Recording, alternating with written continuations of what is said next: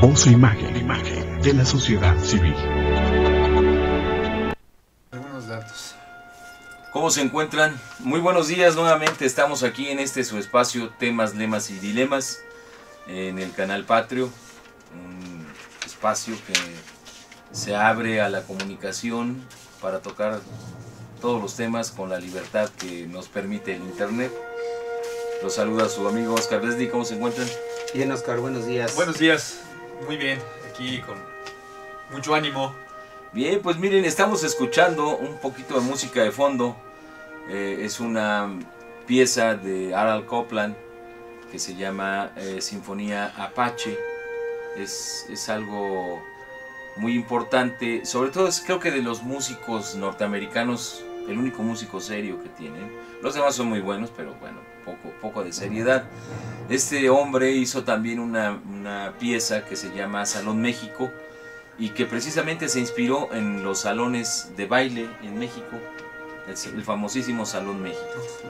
Pero bueno, después de este breve comentario, debemos señalar que el día de hoy tenemos un programa, me parece bastante especial, que veníamos ya como que amenazando tocar el tema. Desde la entrada pasada en nuestro blog ustedes pueden observar una pregunta, que si la respuesta será el socialismo, y esa respuesta, bueno, pues empieza a consolidar, sobre todo a partir que hemos tratado con mayor precisión los aspectos de carácter ideológico y de carácter estructural sobre el modelo económico que se ha aplicado en este país pues desde hace más de 30 años, y pues ahora creo que es imposible de formularnos con toda la seriedad del mundo que para tratar de construir un mejor escenario en donde podamos vivir todos nosotros, nuestros hijos y todos nuestros descendientes, e incluso en un escenario que se pueda plantear el cese o la ruptura con ese estado de enfrentamiento, de odio que ha venido generando la derecha cavernaria en este país en los últimos 30 años, porque es realmente bestial ver cómo la sociedad mexicana se ha polarizado, nos hemos polarizado de tal manera en donde unos decimos que es en respuesta de los otros, pero ya los hechos lo dirán, y otros dicen que es en defensa de lo propio, que se ha venido encarnizando un odio visceral que hoy se expresa en muchas cuestiones, como es la detención de esta señora Elbester Gordillo, como son o no el actuar con la impunidad terrible de Romero Deschamps a la vez. Pero bien, lo que nosotros proponemos en este momento es como una necesidad que dejemos a un lado todos estos eventos que de forma escandalosa ocurren en el país y son tratados de la misma forma, y nos atrevemos también a señalar que no tan solo en el país sino de manera internacional. Se ha tratado de manera escandalosa la renuncia de este señor Benedicto XVI, o como se llame, Ratzinger, el autodenominado Papa, que renuncia precisamente sin haberle dado claridad, sin haber tratado con transparencia los miles, porque son miles de casos de pederastia que ocultó junto con Pablo II. Han ocultado estos dos individuos los problemas severos con el tratamiento de aquellos que se manifiestan como gays dentro de los sacerdotes. Asimismo han tenido que lidiar con una enorme corrupción en los instrumentos financieros del Vaticano, que se ha descubierto que están dedicados al lavado, al blanqueo de dinero. Bien, pues hagamos a un lado todas estas cosas, porque lo que está de fondo es lo que realmente habrá que discutir, y es el modelo de carácter económico, y particularmente como ejemplo señalamos que en Europa esta implantación de este modelo tiene al borde del conflicto de la guerra civil a Grecia, ha desesperado o ha metido en la mayor desesperación al pueblo español, y sobre todo hay un acercamiento peligrosísimo de caer en estas mismas circunstancias a Italia e Irlanda.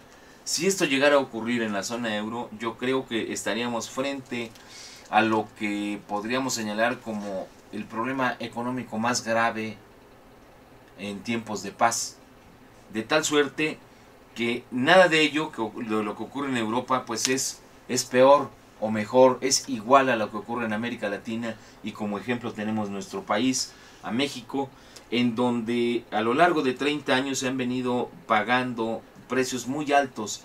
El pueblo trabajador, el pueblo que no tiene un empleo directo, los pueblos originarios, los campesinos, es decir, en una palabra y sin que esto suene ofensivo, todos los que somos jodidos, los que vivimos de nuestro salario o de nuestro trabajo cuando lo tenemos y cuando no nos es arrebatado.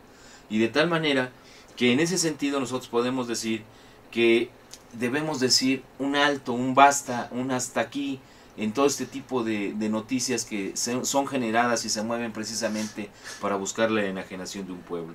Así las cosas, lo que les planteamos es encontrar un camino, una ruta que nos permita el análisis si en verdad lo único que tenemos para vivir este sistema es este sistema económico con su organización social y todo lo que hemos tratado a lo largo de muchos programas y que he tratado de esbozar de una manera muy rápida. Si es esa la única opción o si todavía nos queda la opción de recuperar la idea de un socialismo que sea real y que pueda ser aplicado en todo el mundo o en la mayor parte de los países que aspiremos a una mejor condición de vida. Para tal fin, hemos decidido, digamos, en abordar este problema partiendo de lo que ha sido una crítica fundamental de la derecha cavernaria y de la derecha desde hace más de 30 años, con el famoso Francis Fukuyama, con su libro aquel de El fin de la humanidad, ¿no? Pensando y diciendo que la polaridad se había vuelto única y que solo existía el capitalismo y que a partir de ahí pues no había más que decir, pues se había desmerengado, como dicen los cubanos, o se había derrumbado el socialismo real, cayendo no tan solo el muro de Berlín, sino la desintegración de la Unión Soviética. Es decir, había colapsado la Unión Soviética. En el programa pasado tocamos parte de esa circunstancia y hoy pretendemos precisamente arrancar de si es factible un socialismo o no, analizando la caída de la propia Unión Soviética y sus elementos fundamentales para saber si en realidad fue un fracaso del modelo económico socialista o fue un fracaso inducido, acosada a la Unión Soviética desde la década de los 20 con un embargo norteamericano, como lo saben hacer estos yanquis. Y finalmente también podemos decir que la corrupción interna, la corrupción de aquello que se conoció como el Politburó de la Unión Soviética pudo haber contribuido. Bien, pues revisaremos todos estos factores. ¿Qué les parece el tema, compañeros? Bien, buenos días. El tema aquí es, digamos, merecedor de un análisis profundo, como ya lo manifestaste, en virtud de varios elementos que se pueden aportar. Yo comenzaré diciendo que habría que recordar la propaganda que se ha dado en nuestro país, una propaganda particularmente inducida por los Estados Unidos, ha sido determinante para precisamente hacernos creer que pues no hay más alternativa más que pues vivir en un capitalismo a lo mejor un poco blando. Y yo remito a una aseveración que se hizo hace algunos años por el Departamento de Seguridad Nacional de Estados Unidos, donde decían que recomendaban al imperialismo norteamericano que habría que asignar mayor presupuesto, decían ellos, para evitar el avance de las ideas marxistas en América Latina. Y que incluso el asunto del armamento, pues habría que, decían desde aquella época, habría que no detenerlo, pero sí irse con más calma, y la recomendación era que en el aspecto ideológico pues se pusiera más atención, ¿no? Entonces eso ya es un primer elemento, es decir, el imperialismo norteamericano tiene mucho interés en que el avance de las ideas marxistas en América Latina y particularmente en México, pues por un asunto de, digamos, de vecindad que tenemos geopolíticos con Estados Unidos, pues no hay ese avance. Yo recuerdo al respecto que López Obrador en su libro que publicó hace algún tiempo, antes de este lapso de 2006 a 2012, planteaba que el 75% de los mexicanos, decía él, en base a sus digamos, estimaciones, está informado por las televisoras y que decía que eso ha implicado que efectivamente eso se refleje en una falta de organización y en una falta, digamos, una indolencia en ciertos sectores de la nación mexicana, no solamente a nivel de trabajadores, sino las llamadas clases medias, ¿no? Que bueno, yo creo que cada vez ese concepto está más fuera de la realidad, no hay tales clases medias, la población se ha proletarizado y eso ha implicado, pues en nuestro caso, una población social, una polarización social muy grave. Entonces, ese es su primer elemento. Otro primer elemento quiero comentar que en relación a lo que se ha dicho del socialismo, a su supuesto fracaso, se han querido ocultar cosas. Particularmente, Jorge, Oscar, me remito al asunto del contexto en el que se desenvuelve la Unión Soviética desde su aparición. Una parte, ya lo dijo Oscar, desde un principio con un boicot, un bloqueo de las potencias europeas y incluso la norteamericana. Y por otro lado, un aspecto que fue fundamental en el desarrollo no solamente de ese país, sino de todo el mundo, que me refiero a la Segunda Guerra Mundial. Si revisamos las cifras, bueno, esta guerra mundial fue desarrollada prácticamente en Europa, no muy poco en América. Y en el caso de la Unión Soviética, los datos que dan es que hubo alrededor de 20 millones de muertos. En la Gran Guerra Patria. En la llamada Gran Guerra Patria, ¿no? Y entre ellos, pues en esos 20 millones de muertos estuvieron pues los cuadros más avanzados de ese país. Y que eso implica, además de un fuerte atraso en la cuestión productiva, porque muchos años la Unión Soviética pues tuvo que sostener el peso de la guerra, porque también esa es otra parte, ¿no? Que la historia oficial oculta. Se dice que los Estados Unidos de Norteamérica fueron los que derrotaron a la Alemania nazi. Eso es totalmente falso. Quien sostiene el peso, no es el único, pero quien sostiene el peso de la derrota de la Alemania nazi es la Unión Soviética. Incluso gran parte de la guerra se sostiene en el territorio. Sin entrar al análisis de lo que es el conflicto de la Segunda Guerra Claro. Mundial, David precisamente toca un punto central, que es precisamente el frente soviético, el frente oriental me parece que le llamaban, es quien debilita total y absolutamente la fuerza militar hitleriana y quien hace que en menos de 2 años o año y medio todo lo que venían siendo éxitos, porque habrá que recordar que ya para 1943, cuando es lanzada la gran ofensiva sobre Moscú, Así es. pues ya había caído toda Europa, estaba toda Europa en manos de los nazis, buena parte del Pacífico se encontraba en manos de sus aliados los japoneses, y bueno, por virtud de unas alianzas débiles ahí con los italianos, con estos fachos de Mussolini, bueno, pues la parte, digamos, africana también había sido casi totalmente controlada, y en una buena medida los países árabes habían caído todos bajo la égida del ejército alemán. Claro. Entonces, pues es así de grave y de definitivo, ¿no?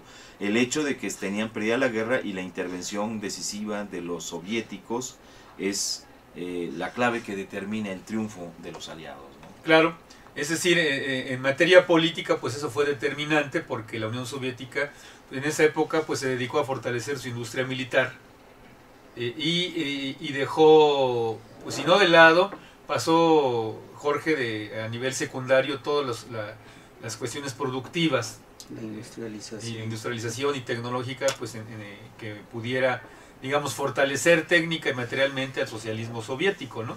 Y eso pues también influyó en el desarrollo de la RDA y de todo aquel bloque que constituían buena parte de países que estaban aliados con la Unión Soviética. Entonces, eso fue determinante para que una vez concluida la Segunda Guerra Mundial, en el caso de la URSS y de otros países, pues llegan al poder gente del corte de Leonid Brezhnev, por ejemplo, militar, que durante toda su gestión o sus gestiones en las que duró como pues, presidente del Partido Comunista y como máximo líder de la Unión Soviética, Del PECUS. haya orientado su política a todo menos a fortalecer los aspectos económicos del socialismo. Es decir, como se establece en el blog, los factores económicos, pues ahí fueron determinantes, ¿no? Porque no se quiso corregir esa parte que si tenía una justificación en plena guerra mundial, ya una vez terminada,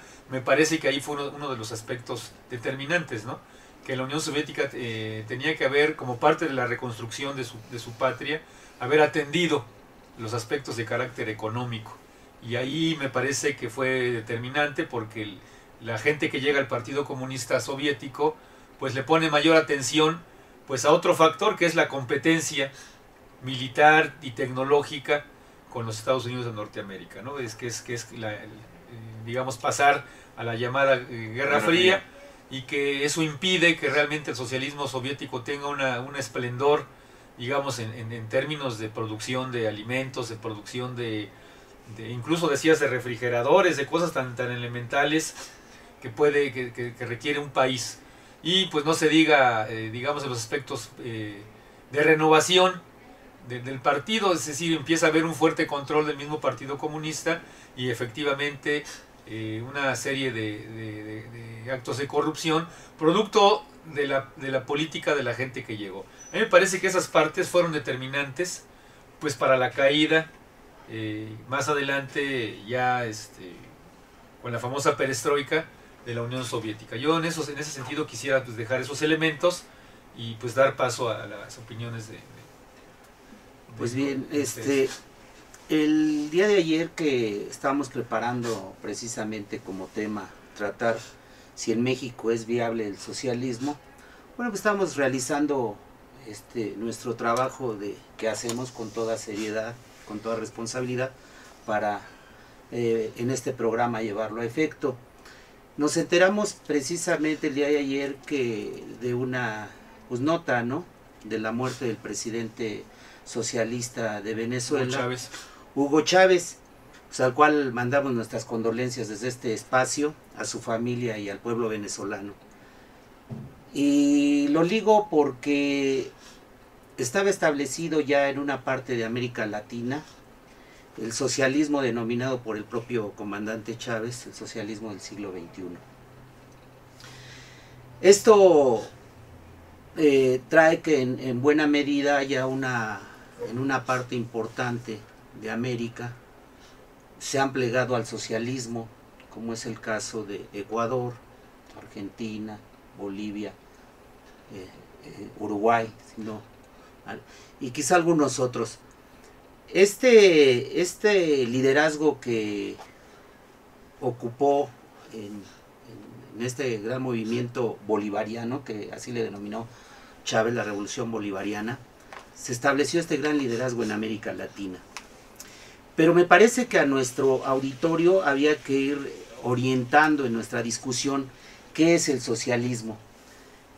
Por ahí encontramos en nuestra investigación una definición que a mí en lo particular me parece adecuada de lo que es el socialismo, y la definen así, que es una ideología política que designa aquellas teorías y acciones políticas que defienden en principio un sistema económico y político basado en la propiedad o posesión democrática de los sistemas de producción y su control administrativo por parte de los mismos productores o realizadores de las actividades económicas, los trabajadores, y del control democrático de las estructuras políticas civiles por parte de los ciudadanos. Esta es una definición pues clara de lo que es el socialismo. Pero ¿cuándo se instaura el socialismo en el mundo? Bueno, esta corriente política surge desde esta investigación que hicimos como tal a finales del siglo XVIII, teniendo como base la Revolución Francesa de 1789, y surge como una oposición a la corriente capitalista europea que estaba cambiando del estado feudal a un estado burgués. Es decir, que derivado de la brutal transición del campesino propietario al obrero asalariado, surge una corriente política tendiente a recuperar o trasladar el poder del Estado y los medios de producción a la mayoría, que en este caso se denominaría proletariado. A partir de esa época, muchos pensadores como es el caso de Carlos Marx y Federico Engels, comenzaron a darle al socialismo el sustento teórico necesario para servir como freno a la creciente industrialización europea que conlleva a la gran explotación del hombre por el hombre. Su idea de implantar en aquellos países industrializados un sistema de producción basado en el bien común y con un sistema político sustentado por la mayoría o el proletariado, denominándole dictadura del proletariado. No es más que la capacidad del pueblo de tener voz y voto dentro del gobierno. El socialismo como un sistema político y económico no se puso en marcha sino hasta 1917, de acuerdo a esta investigación, con el triunfo de la revolución bolchevique en Rusia.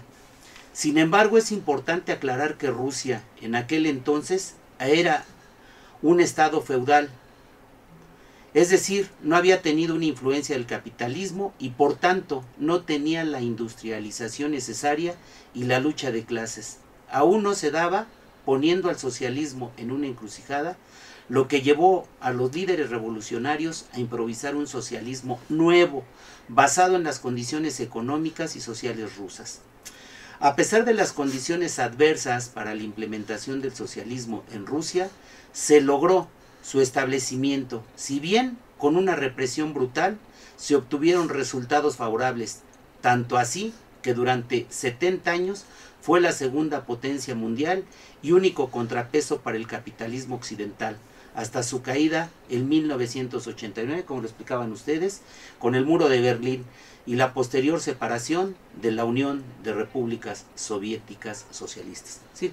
Es una introducción generalizada de lo que es el socialismo y de cuándo se implementó y desde mi opinión, efectivamente sí es una alternativa en donde no solamente México, sino los países en el mundo pudieran contrarrestar el capitalismo brutal que tanto ha dañado y ha generado muchísima pobreza en el mundo, ¿no? Bien, yo creo que aquí abordaremos, bueno, ya Jorge Luis nos hizo favor de ubicarnos en lo que sería, digamos, la lucha que se dio en París entre la Revolución de 1848 y 1850, que trae como consecuencia el triunfo de la Comuna de París y su posterior aplastamiento por parte de Napoleón como un elemento, un instrumento de las clases oligárquicas y burguesas que habían contribuido precisamente al derrocamiento de Luis XVI, porque pues ya el espacio económico que ellos requerían era total y absoluto, ya no querían depender de la monarquía. Son de las cosas que se van escribiendo en las tesis de Feuerbach, de Federico Engels, pero que bueno, como decíamos, no es nuestra intención ir a esa profundidad, pero como lo señala Jorge Luis, bueno, pues vamos a tomarlo como un modelo de partida y lo que más interesa es cuestionar qué fue lo que realmente sucedió una vez que damos esto, digamos, un gran salto que cubriremos en otro momento, que es el surgimiento de la idea de la izquierda. Desde esa idea de la izquierda que surge con lo que ya habíamos comentado de la revolución en Francia y luego su posterior tránsito a través de la izquierda blanca de Louis Leblanc y de otros elementos que van constituyendo la historia del marxismo, hasta la aparición misma de Carlos Marx con sus teorías económicas que dan un contexto y una explicación profunda a aquello que socialmente ya se venía desarrollando en el siglo XVIII. Pero entonces, entrando de lleno al tema de donde partimos, es ¿qué es lo que sucede en la Unión Soviética a partir de que conocemos que se derrumba el socialismo? El colapso de la Unión Soviética se le atribuye a Mikhail Gorbachev, no es Gorbachev sino Gorbachev, y que fundamentalmente se le puede traducir o ver o leer con mayor particularidad en su obra o en su libro La Perestroika, acompañada de lo que también se llamó el Glasnost, que es la transparencia. Referiré muy rápidamente que el colapso de la Unión Soviética se debía fundamentalmente a tres factores, pero uno de ellos fue el que lanzó un disparo terrible, que fue la condición de miseria en la que se encontraban los soviéticos. Había encontrado que la pobreza, el hambre, la falta de vivienda y particularmente un problema de carácter social, que en aquel entonces, como ahora, es gravísimo, el alcoholismo. Es una condición tan grave como la que hoy podemos vivir en América con las drogas.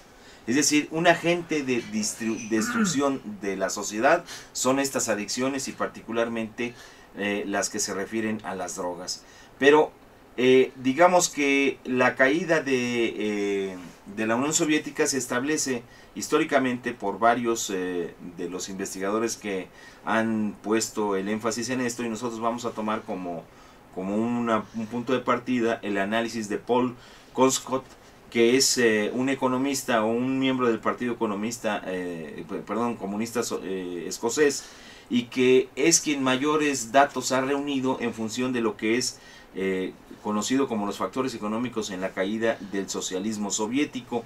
Entonces él apunta, y como ya se ha venido viendo, que son tres los factores que determinaron la caída de la Unión Soviética. Uno es el estancamiento, el otro es el atraso de carácter tecnológico y el otro es el deterioro de la calidad de vida.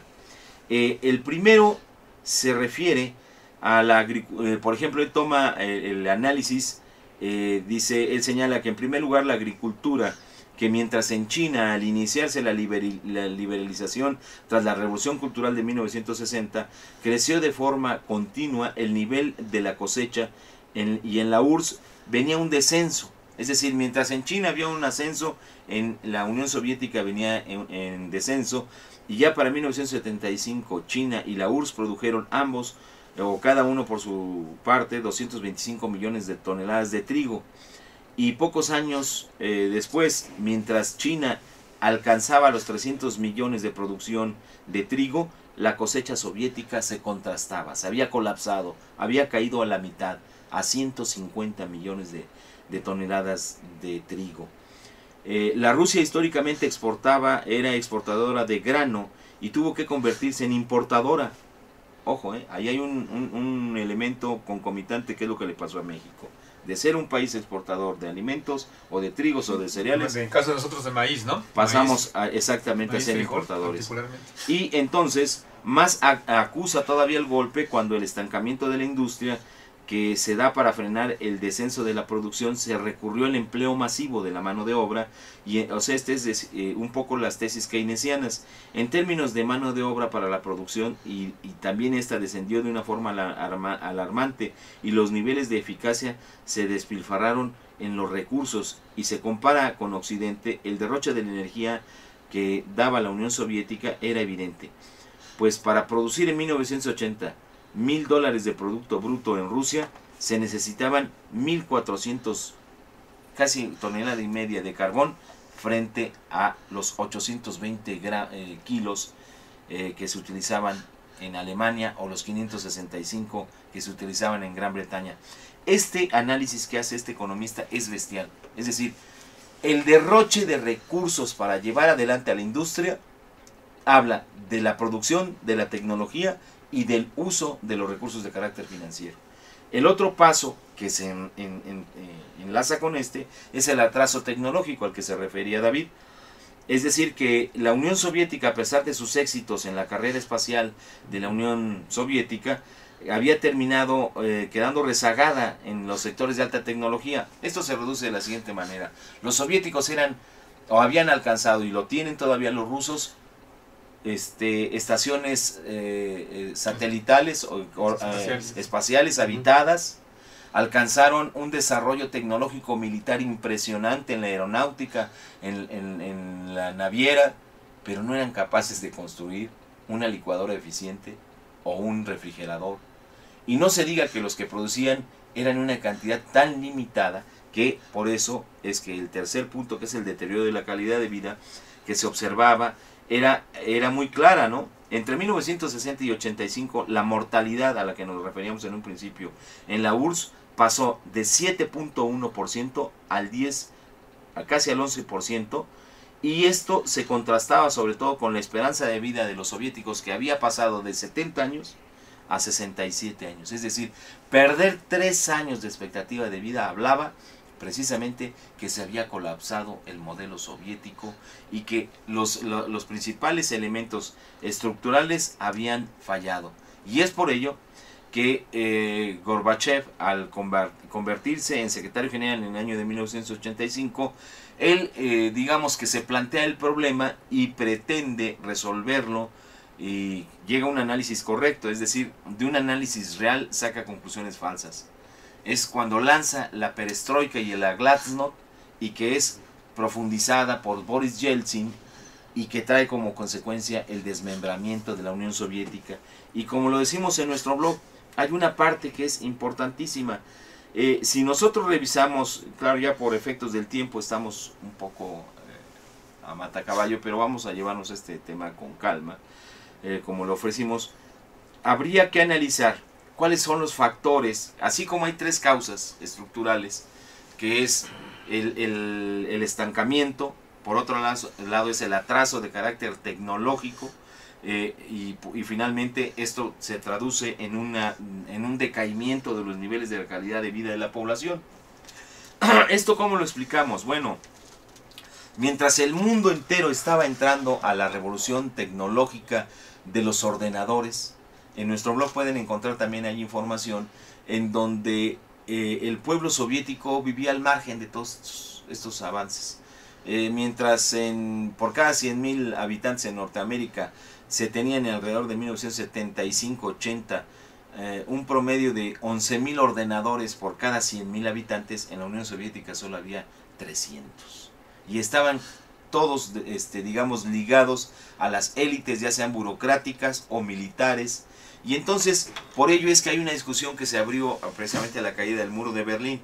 Si en verdad fue única y exclusivamente ese desarrollo militarista de la industria, o la orientación de la industria a lo militar, o fue realmente lo que hoy observamos a, pues no sé, casi 25 años de la caída de la Unión Soviética, un plan de las burocracias para destruir a la Unión Soviética. Es decir, para apoderarse, como lo están haciendo en este país los priistas y los panistas, hacer un enorme caos. No funciona la electricidad, no funciona la extracción de petróleos, no funciona el campo mexicano, no funciona la pesca en México. Esos eran los grandes temas que habían planteado los neoliberales al llegar al poder en este país en la década de los 80s, y prometían resolver todos los problemas que en ese momento atravesaba el país, que era una enorme crisis de carácter económico-financiera, como es de manera paralela o idéntica a la que sufría la Unión Soviética, y de tal suerte que de la misma forma se plantearon una reestructuración de carácter, una reorganización de carácter estructural de la economía y de la sociedad en la Unión Soviética, al igual que lo hicieron en México. Trato de ligar esos dos puntos, que es fundamental, porque hay que llevarlos de la mano, porque finalmente estamos hablando de la lucha de clases, estamos hablando del enfrentamiento entre la bipolaridad que se había establecido desde 1917 al triunfo de la Revolución Bolchevique y la construcción y constitución de la Unión de Repúblicas Socialistas Soviéticas, traídas al contexto de América Latina, en donde fue cada día más difícil, a partir de la década de los 80s, el poder impulsar una línea de pensamiento contraria a los designios norteamericanos. Habrá que recordar simple y sencillamente que la primer revolución socialista pacífica por la vía del voto, que fue en Chile, fue aplastada de una manera inmisericordia por el imperio norteamericano el 11 de septiembre de 1973, con la toma del Palacio de la Moneda por parte de las fuerzas golpistas de Pinochet, en función de acabar con esto que se señalaba hace unos momentos, de que no hubiera brotes del socialismo. Pero ¿qué les parece si hacemos un pequeño impasse? Nos damos un poquito de aire y nos vamos a una pequeña canción, una introducción musical. Vamos a poner una pieza que se llama El Anarquista y que lo toca Pedro Soriano, y que esta música pues deviene también de un enorme movimiento en la lucha, insertado en la lucha de clases, como fue la Guerra Civil Española en el año de 1936, año o década de los 30, que hace que cruce por ella todo lo que podría ser, digamos, las derrotas y las victorias de la década de los 30, culminadas con el final de la Segunda Guerra Mundial, definen el futuro de la humanidad. al caer, no creo equivocarme que al decir que al caer la República Española, cae en sí mismo el ideal del socialismo creado por el pueblo, para el pueblo y con la conducción de todo el pueblo. Cuando triunfa precisamente Francisco Franco. Escuchemos.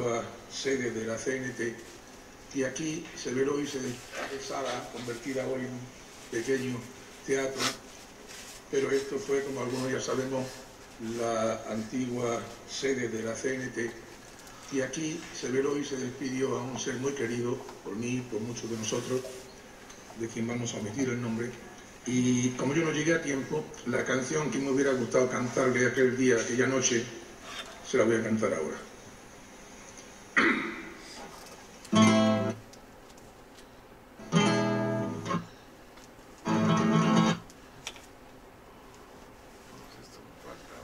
De sala, convertida hoy en un pequeño teatro, pero esto fue, como algunos ya sabemos, la antigua sede de la CNT, y aquí se ve hoy se despidió a un ser muy querido por mí, por muchos de nosotros, de quien vamos a omitir el nombre. Y como yo no llegué a tiempo, la canción que me hubiera gustado cantarle aquel día, aquella noche, se la voy a cantar ahora.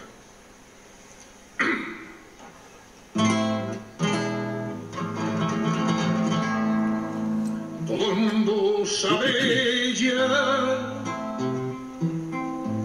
que tú eres un anarquista, porque eso salta a la vista y no hay nada que aclarar. Perdón, pero aquí hay que manifestarlo, al igual que en la Unión Soviética, tenemos una banda ancha de una de las dos compañías y que, bueno, son una nulidad y tenemos enormes problemas para bajar un video, y entonces, bueno, pues seguimos con el tema y les ofrecemos una disculpa, pero aquí está precisamente una de las cuestiones por las cuales la Unión Soviética y México están en el perfecto quiebre y atraso, ¿no? Hay algo que quiero comentar, un aspecto que manejó Oscar, en términos de cómo a la caída de la Unión Soviética se ofrecieron muchas supuestas alternativas, ¿no? Se dijo que el socialismo era pues prácticamente un fracaso y que era necesario regresar a los modelos de carácter capitalista, obviamente con un tinte neoliberal, es decir, que todas las empresas estatales pasaran a manos privadas. E incluso, se recordarán, se ofreció como si fueran gangas, como si toda la población de la Unión Soviética, así como en el caso mexicano lo pudiéramos hacer, se ofrecieron las empresas estatales como venta de garage. Se recordarán ese proceso, ¿no? Como si en este momento pues pudiera uno competir con los que tienen salario, los que no, pues menos. Como si todos sacáramos nuestra con Carlos cartera. Slim, ¿no? Propuesto del listado de Forbes, que fue publicado el día de ayer en México. Entonces, hay que comentar que en el caso de lo que era la Unión Soviética, hoy es Rusia, pues las promesas que se hicieron de ese regreso al capitalismo bondadoso, de un capitalismo que iba a resolver los problemas en una etapa neoliberal, fueron totalmente incumplidas. Hoy los datos es que la Unión Soviética es uno de los países, cuando menos en Europa, en donde hay niveles de pobreza gigantescos, una polarización muy grave, que las mafias, tipo como las que están aquí en nuestro país, en esa geografía hoy narcopolítica, son las que también en Rusia tienen un alto grado de decisión en las políticas económicas de ese país, y que finalmente todas las empresas fueron concentradas en un puñado de militares o de políticos o de la clase política de allá, que hoy son los nuevos ricos, incluso le llaman en la Unión Soviética, en Rusia hoy, los nuevos zares, ¿no? Es decir, no hubo tal avance en Rusia. Obviamente en la cuestión militar, pues Rusia no ha dejado de ser potencia, pero en la cuestión social, que es algo que Oscar apuntó de manera muy importante, Rusia bajo el capitalismo no salió de su crisis, sino por el contrario, la profundizó. Eso, compañeros, para mí es algo central, porque entonces implica que efectivamente, reconociendo que los modelos socialistas que han existido, no solamente en la Unión Soviética, sino en otros países como el RDA, en Vietnam, en Cuba, Checoslovaquia, bueno, han tenido errores que los han llevado en su política económica a caer en un declive. Pero eso no implica que el socialismo no haya dejado de ser una alternativa para este planeta. Incluso exitosa, porque hay algunos comentarios que creo que están en el blog, y es, precisamente mientras la Unión Soviética se estaba derrumbando, las cifras macroeconómicas, hoy así conocidas, de Checoslovaquia, eran un éxito. Ahí tienen ustedes el modelo mixto, porque eso es en realidad lo que hay en China, es un modelo mixto de desarrollo capitalista. Es la tercera vía, es lo que una vez, en alguna ocasión se intentó en México. Pero lo que dio al traste en la Unión Soviética, como lo que ha venido dando al traste con muchas cosas, es la verdadera corrupción. Es el cáncer de todos los pueblos, la corrupción. Porque lo que señalaba David, el día de ayer fueron dados a conocer en la lista de Forbes, y nos encontramos con que, bueno, hay 5 mexicanos más. Ahorita nos va a comentar David. Pero también hay que ver que en ese mismo listado de Forbes están ingresando más rusos. Es decir, más gentes que están ligadas al mismo proceso de privatizaciones que sufrieron a lo largo de todo el mundo, particularmente en América Latina, bajo el consenso de Washington, porque ahí es en donde se establecen las estrategias. Ese consenso de Washington da la articulación que requería el Fondo Monetario Internacional en su definición política de estrategia económica, definida por Milton Friedman y los Chicago Boys, que a partir ya de tener un consenso supuesto, una idea, una estructura de cómo hacer las cosas, entonces baja el modelo económico impulsado o chantajeado, presionado a través del Fondo Monetario Internacional, del Banco Mundial, del BIRD, del BIRF, en fin, de todas las agencias y particularmente de la Organización de las Naciones Unidas, a través de sus recomendaciones y de sus olvidos. Entonces encontramos pues todo un escenario que por eso hoy apunta a que cuando nosotros leamos quiénes están en esta lista de Forbes, vamos a encontrar precisamente que ese es el mayor de los reflejos de la disparidad o de la enorme polaridad social que hay en México. Mientras tenemos a los hombres más ricos del mundo, entre ellos Carlos Slim, tenemos a la población más pobre. Es decir, hay, en nuestro blog también lo hemos tocado, más de 84 millones de pobres, unos con apellido y otros sin apellido, pero finalmente 84 millones de pobres. Tenemos en el país, de la población económicamente activa, que el 75% de esos cerca de 47, 48 millones de mexicanos que están en edad laboral de producir, están en el mercado informal. Es decir, el 25% se encuentra entre las Fuerzas Armadas, entre lo poco que hay de la industria, y finalmente, si a ello hacemos una diferenciación de ese 25%, solo el 4% tienen sindicalización. Y de ese 4%, que ya estamos hablando de alrededor de 5 o 6 millones, pues descontemos el 1.300.000 que lideraba la señora Gordillo, y así subsecuentemente los que tiene Romero de Champs, los que tiene el líder charro del SUTERM, y así nos vamos. Y por ello es que resulta demoledor, es grave, pero por ello es que la clase trabajadora en este país no hizo nada, se cruzó de brazos cuando golpearon a un sindicato con una larga historia tan combativa y tan democrática como fue o es el Sindicato Mexicano de Electricistas, con independencia de las direcciones. Era una institución que sus regulaciones permitían una vida democrática. A mí me parece que es bastante grave lo que viene ocurriendo en este país, y no sé si quieran escuchar este breviario musical. Adelante. Antes de que pasemos al final. Vean ustedes todo lo que nos tardamos para bajar un video, una canción. Esto va para el señor Slim, el hombre más rico del mundo, que cobra las tarifas más caras por algo que no ofrece. Lo que pudiste hacer, lo hiciste todo con crecer. Por eso ahora mereces que lo hagan otros también. Eres como una canción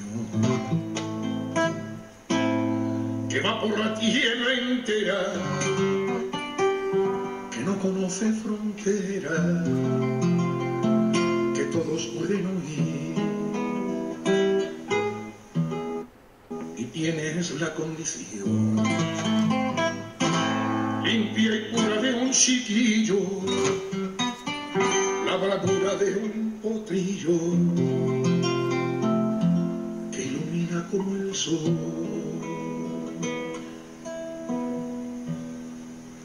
Tuviste que caminar por senderos perseguidos, pero con el cuello erguido supiste todo afrontar. Nadie te vio vacilar a las puertas de la muerte. Que morir es mejor suerte que tenerse que inclinar. Eres tú, guitarra y voz, eres tu poesía y canto, que al mástil vas inspirando las notas de mi canción. Por eso quiero cantar, cantar a los cuatro vientos, que no importa en qué momento, en mi casa podrá entrar, en mi casa podrá entrar, cualquiera que sea izquierdista. Si es un anarquista, ese se podrá quedar. Solo porque lo que dijo. Bien, pues como un triunfo tanto del señor que acabó de cantar como nosotros que hagamos la canción. Pero bueno, continuamos con el programa, ¿no? Bueno, entonces, dos comentarios al respecto. Es decir, a nivel planetario el capitalismo tampoco ha demostrado que pueda ser una alternativa por lo que se ha manifestado, ¿no? Es decir, el capitalismo lo que ha generado a nivel mundial es niveles de verdad infrahumanos de miseria, y además un aspecto que yo quiero llamar la atención, la vida del planeta y de la especie está en un hilo. El producto de la mente enferma del Pentágono, particularmente quienes son en estos llevan ya años a raíz de la caída de la Unión Soviética, los que deciden geopolíticamente el destino de este planeta, y que en cualquier momento, ¿no?, tenemos la amenaza de que esta especie la especie humana pueda desaparecer, pues por la decisión de la mente enferma y militarista de aquel gobierno invisible que es quien realmente gobierna en los Estados Unidos de Norteamérica, en ese imperio. Entonces, aquí viene la pregunta: ¿es factible entonces poder construir una sociedad socialista? A mí me parece que sí. Es decir, más allá de lo que se ha dicho del socialismo, de que sí es una sociedad en la que se socializa la miseria, que es una verdadera mentira. En realidad el socialismo el objetivo que tiene es precisamente eso, ¿no? Si la riqueza se produce de manera colectiva, ese es un principio socialista, entonces esta riqueza no tiene por qué distribuirse de manera privada, ¿no? Y aquí están los excesos, lo que decía en esta situación de cómo es incongruente que en este país millones de mexicanos produzcan la riqueza, 47 millones, y solamente 15 mexicanos sean los que puedan disponer 17 ya de los niveles de riqueza de manera demencial. Simplemente llamo la atención cuánto creció la fortuna de la familia Slim 4,000 del año 2012, que tenía una fortuna de 69 mil millones de dólares, ahora este año que son 73 mil millones de dólares, y a partir de ahí, es decir, exactamente 4 mil millones de dólares, y a partir de ahí un listado, los voy a nombrar. Fíjense nada más quiénes son: Alberto Ballilleres, Germán Larrea Mota, Ricardo Salinas Pliego, el dueño de la televisora Televisa. Los nuevos que aparecen: Eva Gonda y familia, María Asunción Aramburu Zavala, Ese es con la venta de la corona. de la de la corona. corona. Jerónimo Arango y familia. Emilio Azcárraga no podía faltar, el dueño de Televisa, la empresa que en este país decide quién va a ser presidente o no. Roberto González, Rufino Vigil González, José Francisco Calderón Rojas, Carlos Hank, es decir, el hijo de aquel el profesor regente, rural, ¿no? Que se ha visto envuelto en actos de narco y de corrupción. Roberto Hernández Ramírez, Alfredo Jarbelú y Max Michel, entre otros. Bien, pues el tiempo es cruel, se acaba el tiempo de temas, lemas y dilemas, pero yo creo que este espacio abierto, en el análisis de esto, va a continuar. Creo que va a ser, lo sugiero, otro programa, que sea como una especie de columna vertebral de nuestros programas, en donde, si bien es cierto no los dediquemos como el día de hoy total y absolutamente, podamos sostener una especie como de cápsulas o de línea del tiempo que vaya estableciendo. Por ejemplo, con esto último que lee David, a mí me parece que no resulta contradictorio. Esa es la explicación. Ahí está precisamente resumido.